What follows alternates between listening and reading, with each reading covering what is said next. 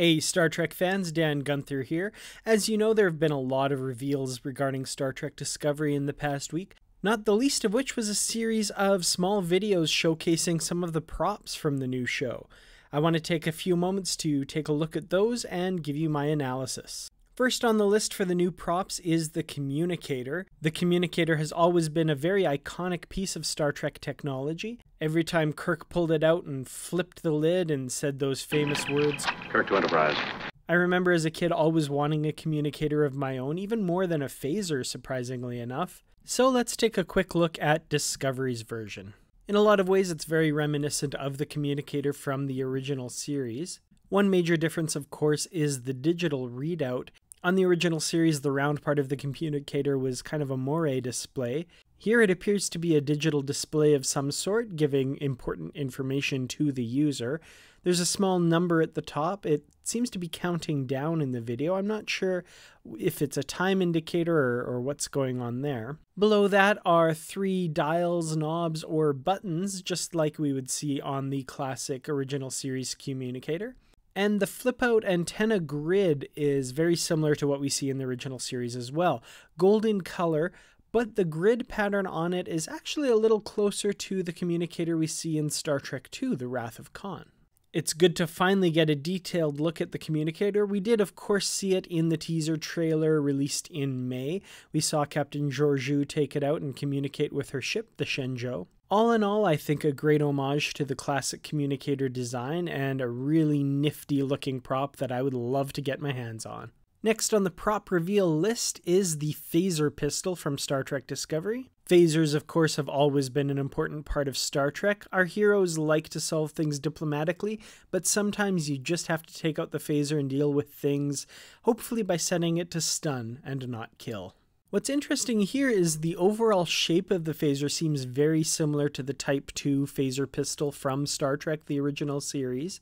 It looks as though there's a Type I phaser on the top of the body, as well as a small knob very similar to the ones on the phasers in the original series. The trigger mechanism is a little different. I'd almost say a little more ergonomic than the TOS phasers. We also did get an earlier glimpse at the phasers in that Entertainment Weekly picture that was released of the Shenzhou's transporter room. You can see them on the belts of Captain Georgiou and Commander Burnham. This phaser seems to kind of be a bit of a cross between the original series phaser and the laser pistols from The Cage, the original pilot for Star Trek, the original series. Now, the way in which it emulates those pistols is the 3 emitters on the front. If you'll look at this picture from The Cage, you'll see that the laser pistols from that episode also had the 3 emitters as opposed to the single beam emitter that we later get in TOS. Once again, I think this is a clear sign that the showrunners are paying attention to the source material. This is a great homage to both of those designs of phaser, and I'm really looking forward to seeing these in action on the show. Next up is a prop that we didn't see a lot of in Star Trek the original series, a phaser rifle. Very sleek design, again with the 3 emitters on the front, just like the phaser pistol. This phaser rifle has a flashlight attachment, which was something we didn't see until much later in the Star Trek universe. There was one phaser rifle seen during TOS, and that was during the second pilot, Where No Man Has Gone Before. It appears that though the designs are significantly different, there does seem to be at least one homage to this original phaser rifle, and that would be the coils that are on the side of the weapon. If you look, they almost seem to have a copper material of some sort underneath the grill, and that looks to me to be kind of an homage to those copper barrel tube things on the phaser rifle from Where No Man Has Gone Before. Personally, looking at this phaser rifle, it bears a striking resemblance to the Mako phase rifles seen in Enterprise Season 3 and Season 4.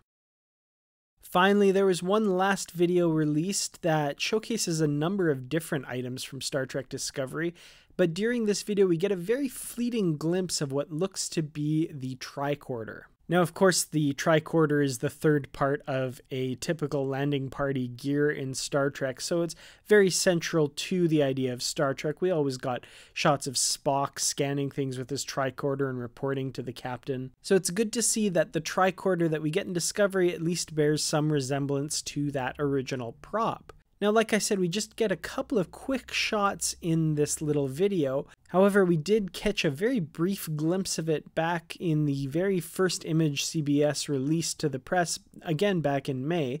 If you look carefully on Michael Burnham's belt, you see that she has a holstered tricorder there, and we see a little bit of it poking through. Again, it looks to borrow many elements from the original series tricorder, and it also does seem to have a removable scanner like the medical tricorders we see in later Star Treks. It also looks to be a little bit more on the updated TOS movie side of things, a little bit more sophisticated than the one that we see Spock carrying in TOS. Again, a little bit of a visual reboot of the look of the show, but still definitely some nice homages to the original style of the original series.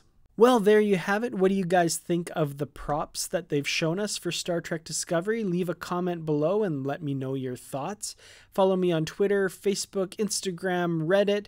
Subscribe if you haven't already for more Star Trek news. I hope to have lots of Star Trek Discovery news coming out this weekend from the San Diego Comic-Con. Thank you very much for watching, and I'll see you in the next video.